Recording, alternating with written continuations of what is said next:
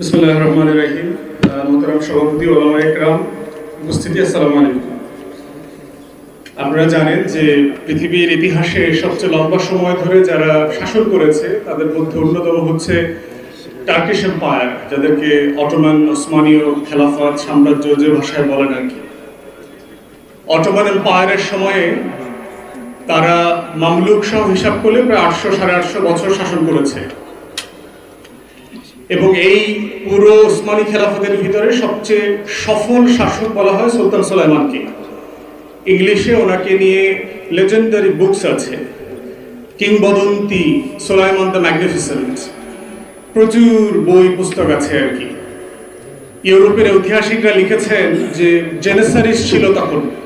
জেনেসারিস মানে হচ্ছে ধরেন এলিট ফোর্স, যেটাকে আমরা বলি যে একটা সাম্রাজ্যে অনেক ধরনের ফোর্স থাকে, তার ভিতরে যেটা এলিট ফোর্স ছিল, যেটা সুলতান সুলেমান নিজে কমান্ড করতেন। তো ইউরোপের ইতিহাসে লেখা হয়েছে বিভিন্ন জায়গাতে যে জেনিসারিজরা আসছে, এটা শুনলেই 1/3 of the armies in Europe would have left the battlefield. জেনিসারি আসতেছে আজকের যুদ্ধে, এটা শুনলেই ইউরোপের 1/3 সোলজার ব্যাটলফিল্ড থেকে চলে যেত। তারা এত দুর্ধর্ষ ছিল। তো সেই সময়ে আপনার সুলাইমানিয়া মসজিদ যেটা আছে, সুলতান সুলেমানের সবচেয়ে গ্র্যান্ড মস্ক যেটা বলে, জাতীয় মসজিদ, সেই মসজিদে একজন ইমাম নিয়োগ হবে। তো ইমাম নিয়োগের জন্য এটা 1559-60 সালের কথা, একটা বিজ্ঞাপন দেওয়া হয়েছে। যারা তরুণ ওলামায়ে কেরাম এখানে আছেন তারা মিলায়া পড়বেন আর কি, আর যারা আকাবের আছেন, মুরব্বীরা আছেন, আপনারা ভাববেন যে আপনারা আসলে কি পড়াচ্ছেন। মুহাসাবা খুব জরুরি আমাদের নিজেদের জন্য। সেখানে 7টা রিকোয়ারমেন্টের কথা বলা ছিল যে গ্র্যান্ড মসজিদের, জাতীয় মসজিদের ইমাম নিয়োগ হবে, 7টা যোগ্যতা দরকার। প্রথম বলা আছে তাকে 4টা ভাষায় পারদর্শী হতে হবে, আরবি, ফার্সি, তুর্কি এবং ল্যাটিন। ল্যাটিনের জায়গায় আজকে কোন ভাষা যোগ হবে? ইংরেজি। দ্বিতীয় যোগ্যতা বলা হয়েছে তিনি ইসলাম যেমন জানবেন, তিনি তুলনামূলক ধর্মতত্ত্ব জানবেন, মানে তিনি বাইবেল জানবেন, তোরা জানবেন, old testament, new testament, everything জানবেন। তিনি প্রত্যেক ধর্ম সম্পর্কে তার ধারণা থাকবে। তৃতীয় বলা হয়েছে যে ইসলামের শরিয়া এবং ফিকহ সম্পর্কে তার অগাধ নলেজ থাকবে এবং পৃথিবীতে মুসলিম বিশ্বে প্রচলিত প্রত্যেকটা মাযহাবের উপরে তাকে পণ্ডিত হতে হবে, তৃতীয় যোগ্যতা। চতুর্থত বলা হয়েছে যে তিনি ম্যাটেরিয়াল সায়েন্স সম্পর্কে জানবেন, যে ফিজিক্স, কেমিস্ট্রি, বায়োলজি, ম্যাথ, এই যে সায়েন্সগুলো আছে, বিজ্ঞান, অঙ্ক, এর প্রত্যেকটা জিনিস সম্পর্কে উনি মাস্টার হইতে হবে। পঞ্চম যোগ্যতা বলা হয়েছে যে তিনি যুদ্ধবিদ্যা সম্পর্কে জানবেন, তিনি তীর চালাতে পারবেন, তিনি ঘোড়া সওয়ার করতে পারবেন, যুদ্ধের যে যত আইটেম থাকবে সেগুলো উনি জানবেন। ষষ্ঠত বলা হয়েছে তিনি দেখতে খুব স্মার্ট হইতে হবে, পেটে ভুঁড়ি থাকতে পারবে না, মোটা হইতে পারবেন না, হ্যান্ডসাম হইতে হবে, একদম স্মার্ট হইতে হবে তাকে। এবং সপ্তম বলা হয়েছে তার কণ্ঠ অসাধারণ শ্রুতিমধুর হইতে হবে। এই হলো তার 7টা যোগ্যতা।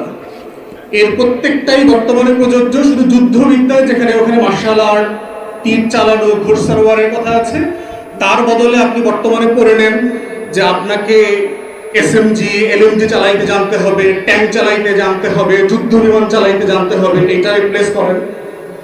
আর হচ্ছে ভাষার যেটা, এখন তরুণ ওলামায়ে কেরাম যারা আছেন তারা আজকে বাসায় গিয়ে আয়নাতে দেখে চিন্তা করবেন, এই বিজ্ঞাপনটা যদি 2024 সালে দেওয়া হয়, আপনারা একজনও আবেদন করতে পারবেন কি?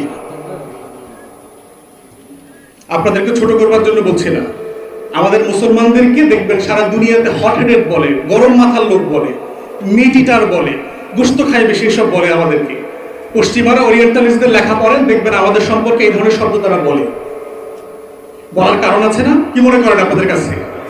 আমি তো ঠিক কথার ভিতরে যুক্তি খুঁজে পাই, আমি তো সেই ইমাম খুঁজে পাই না। আল্লাহর মেহেরবানিতে মুসলিম বিশ্বে, অমুসলিম বিশ্বে অনেক দেশ আল্লাহ আমাকে ঘোরার সুযোগ দিয়েছে, আমি তো এই 7 যোগ্যতার আলেম খুঁজে পাইনি। এখন আমার ওলামায়ে কেরামদের প্রতি আমার কোনো অশ্রদ্ধা নাই, আমি আপনাদেরকে ওয়ারাসতুল আম্বিয়া মনে করি। কিন্তু বুঝতে হবে যে আল্লাহ তাআলা অযোগ্য ব্যক্তির হাতে নেতৃত্ব দেন না, পৃথিবী দেন নাই কখনো। সারা পৃথিবীর নেতৃত্ব উসমানীয়দের হাতে কেন দিয়েছেন, এই বিজ্ঞাপনটা আপনাদেরকে মাথায় নিতে হবে। শেষ করছি যে একটা রাষ্ট্র, একটা সমাজ থেকে শিক্ষা ব্যবস্থা আসলে কি চায়, সেটা হচ্ছে যে তিনটা জিনিস অ্যাচিভ করতে চায় নাগরিকদের কাছ থেকে।